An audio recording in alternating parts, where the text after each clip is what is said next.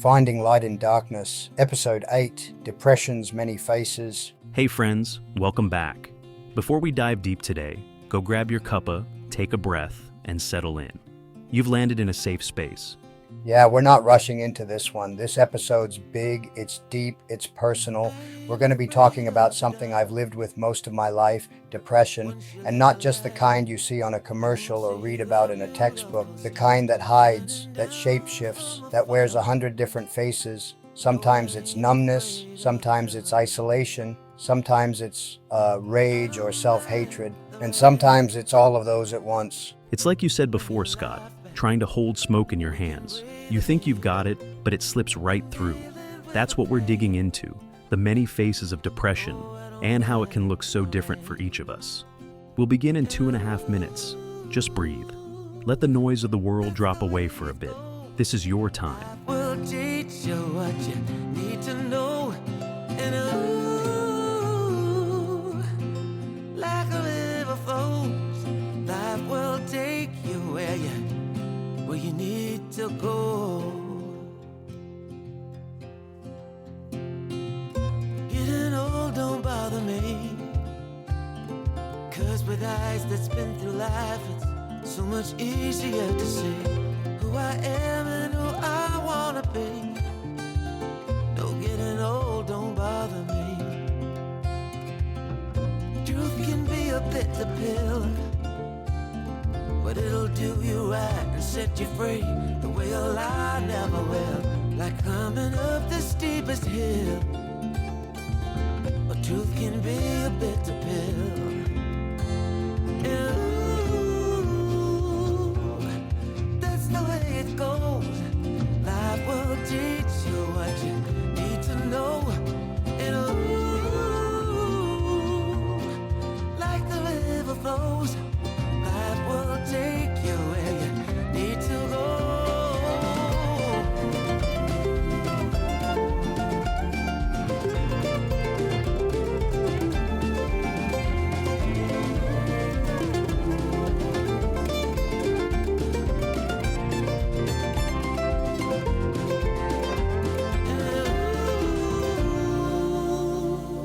That's the way it goes.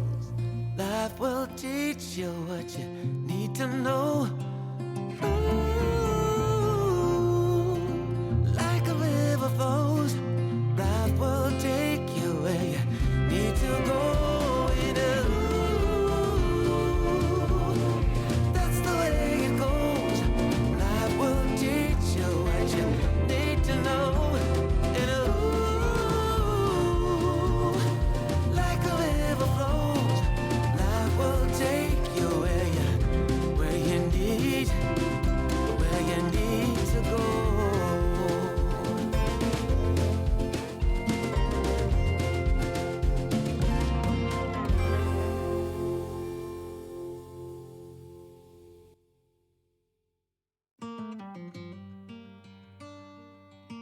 Welcome back to Finding Light in Darkness. I'm Scott, and as always, I want to say thank you. To you listening, to Michael for sitting alongside me, and to Patrick, whose words in our past episodes kept the light burning when I couldn't show up. Mate, I've said it before, but I'll keep saying it. Thank you. Now, today's episode is one of the hardest, because depression, it's slippery, it's quiet, it's loud, it's numb, it's rage, it's isolation. It's pretending to be okay when you're actually falling apart. And most of the time, it doesn't wear just one face. Nope, it doesn't. You've said before, Scott, it's like trying to hold smoke in your hands. You think you've got it, but it keeps slipping through. And that's what we're diving into today. The many faces of depression. What it looks like, what it feels like, and what it steals from you. Yeah, and I want to start with something people rarely spot: high-functioning depression. That's the one where you look fine on the outside. You show up to work, you laugh at the right times, you pay the bills, you help others, but inside you feel like a ghost with a to-do list. I spent years like that. No one knew, not even the people closest to me. I'd smile, crack a joke, talk about the weather, and then go home, shut the door, and just collapse. Emotionally, mentally, sometimes physically. Let's get into it.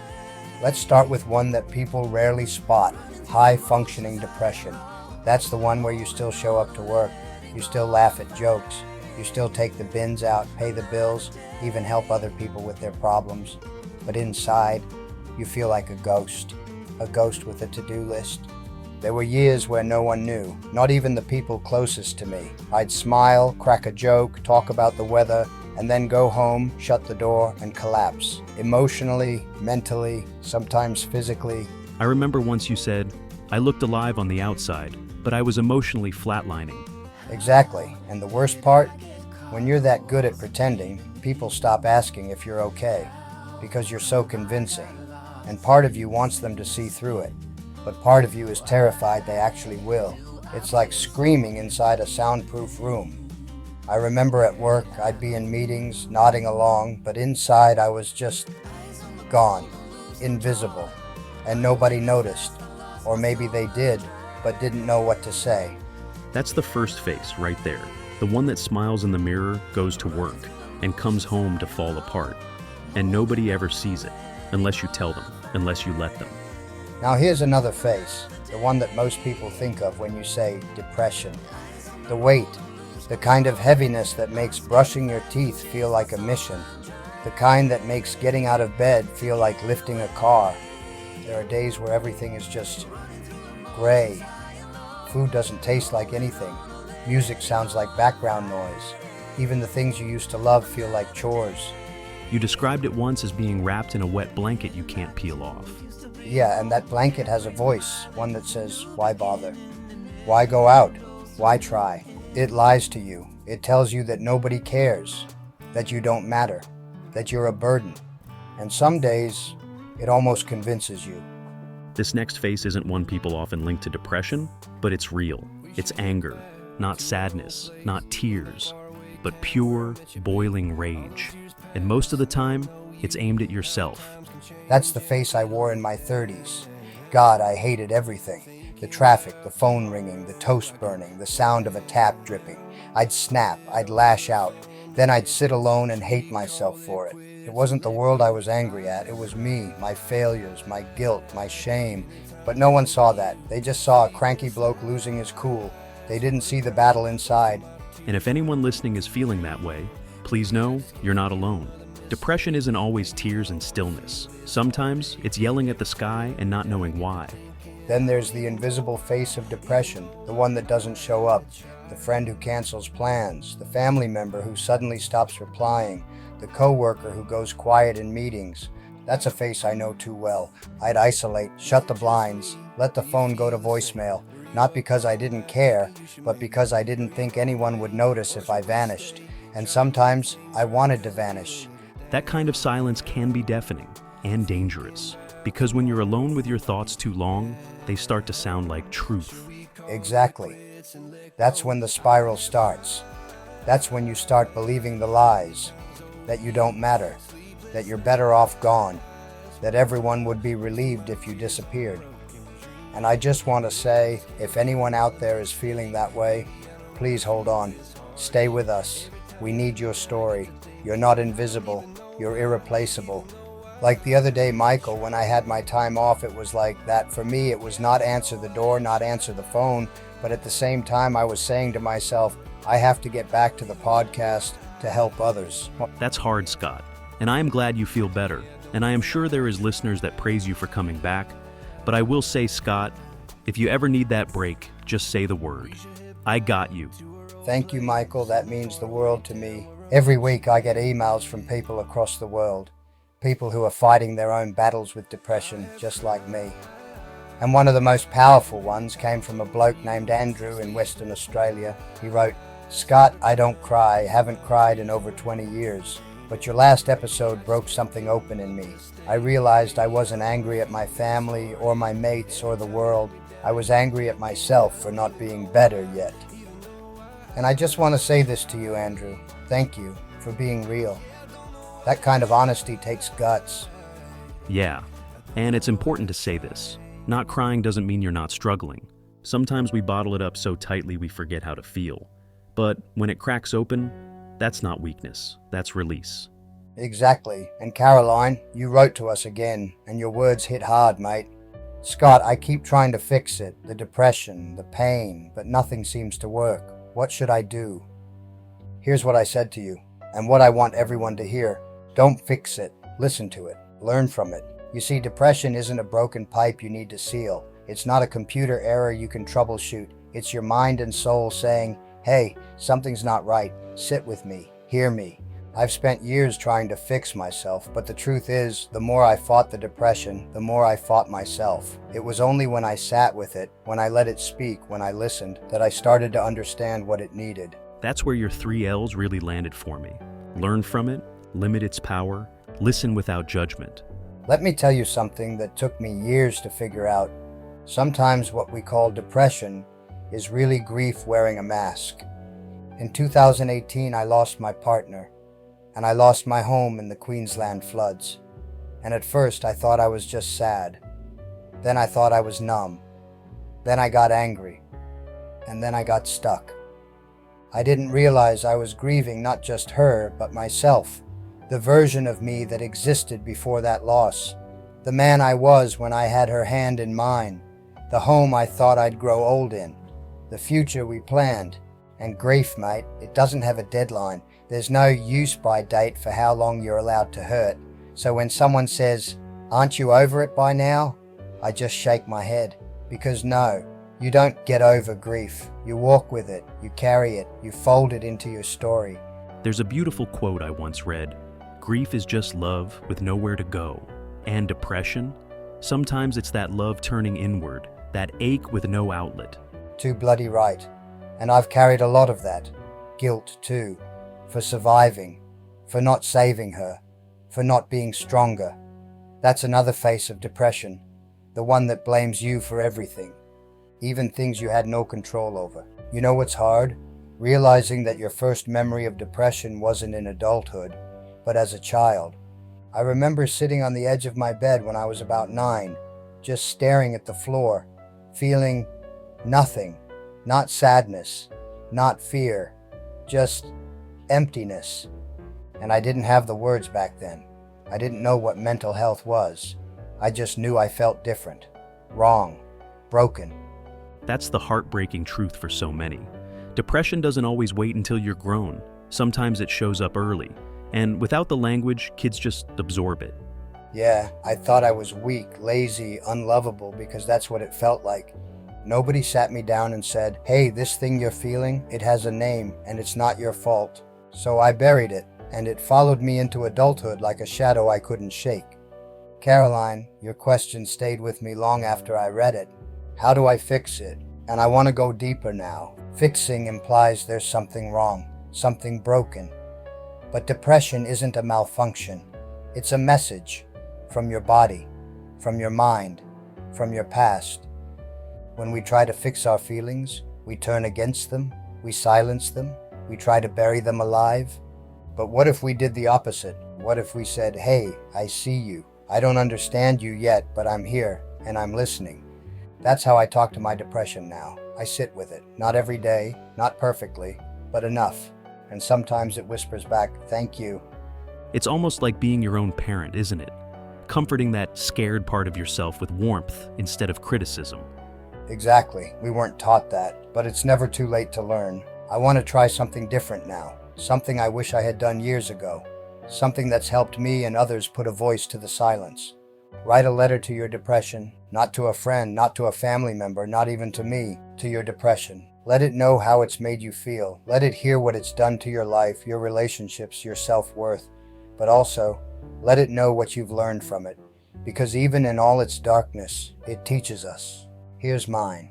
Dear depression, you've been with me longer than most friends. You've taken more from me than I knew I could lose. And for a long time, I hated you. I fought you, I cursed you. But I've come to realize you were trying to protect me, not in the right way, not gently, but through withdrawal, through isolation. You thought stillness was safety.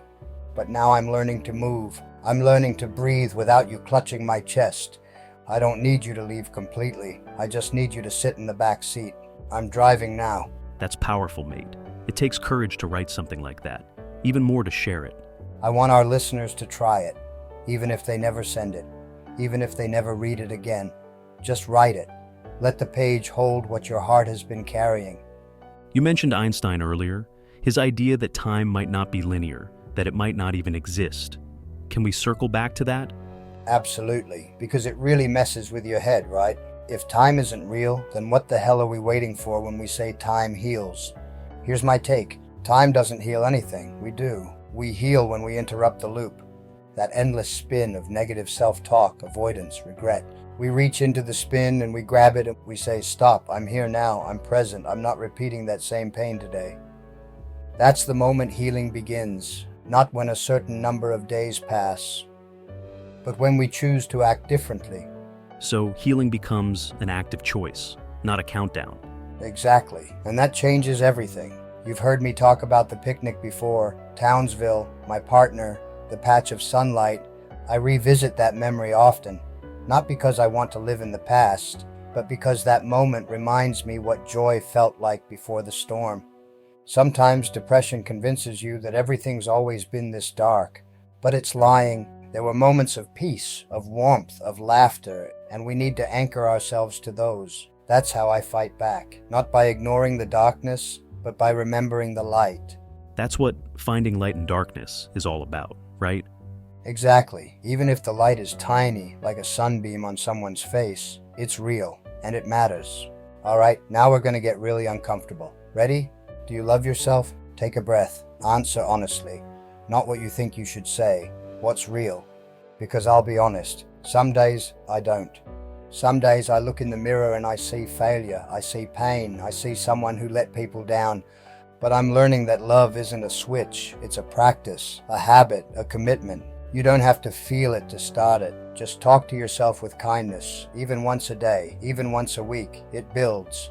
And if you can't find love for yourself today, borrow mine, borrow Michael's, borrow the love this podcast was built with. You're not alone in the dark. Let's get the listeners involved, Scott. If you're hearing this, we want you to answer this question, privately, in your journal, in an email to us, wherever. What do you miss most about the version of you before the depression? Not to dwell, but to reconnect. Because that version of you, they're still there, still part of you, waiting to be invited back into the room. God, that's powerful. I miss how hopeful I used to be, how easily I laughed. Not that performative laugh, the belly laugh, the ridiculous kind that makes you tear up. So write in, message us. We want to hear your answers. Let's keep this a conversation. I found this tucked into a drawer, a poem I wrote years ago. Never finished it, but I'll share it now, raw as it is. I walked a beach where silence screamed. My only company, regret. But in the sand, just one set scene reminded me, not done yet. For every step I thought was mine, the tide had tried to take, but still I moved, 1 inch, 1 line, and left behind my ache. No hand had reached, no voice had called, and yet somehow I endured, just one set walking, not alone, but carried, bruised, and cured. This episode has been a journey. We laughed, we broke down, we challenged ideas, but most of all, we made space. And I want to say thank you to everyone listening, to Michael, and again, to Patrick, who stepped in when I couldn't. You helped me hold this torch high, mate. If you're listening now, I see you, I hear you, I've been you. Depression is heavy, but you don't carry it alone anymore. This podcast, it's our shared light. If you need support, please reach out. Lifeline 131114. Beyond Blue 13002246636. Email Scott, chatwithscott, findthelight@gmail.com. Reaching out for help isn't giving up, it's fighting back. Keep walking, you're not done yet. We'll see you in episode 9.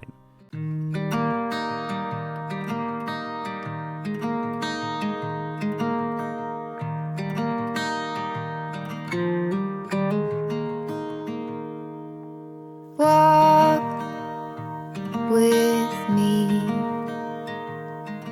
Let's leave the past behind. Walk with me. There's something else we need to find. Say you'll go, don't make me wait. There's no need to hesitate.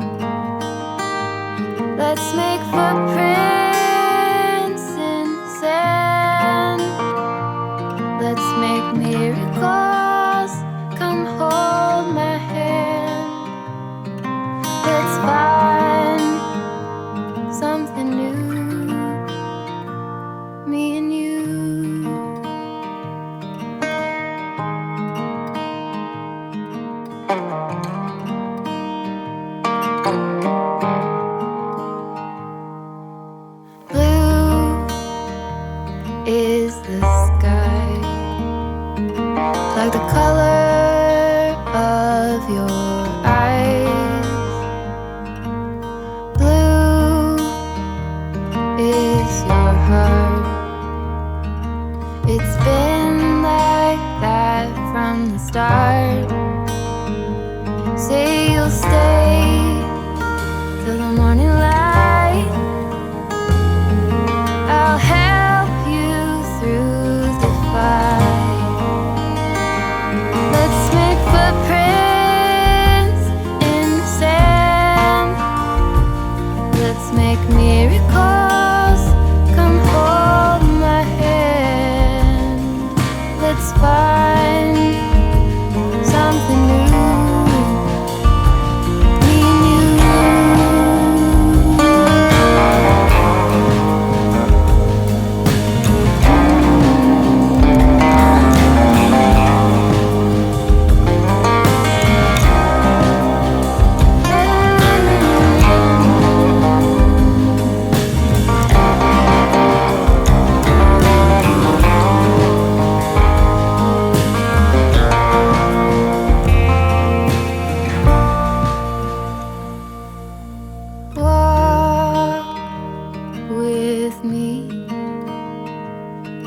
Let's leave the past behind. Walk with me down the road. There's sunshine and light. Say you'll go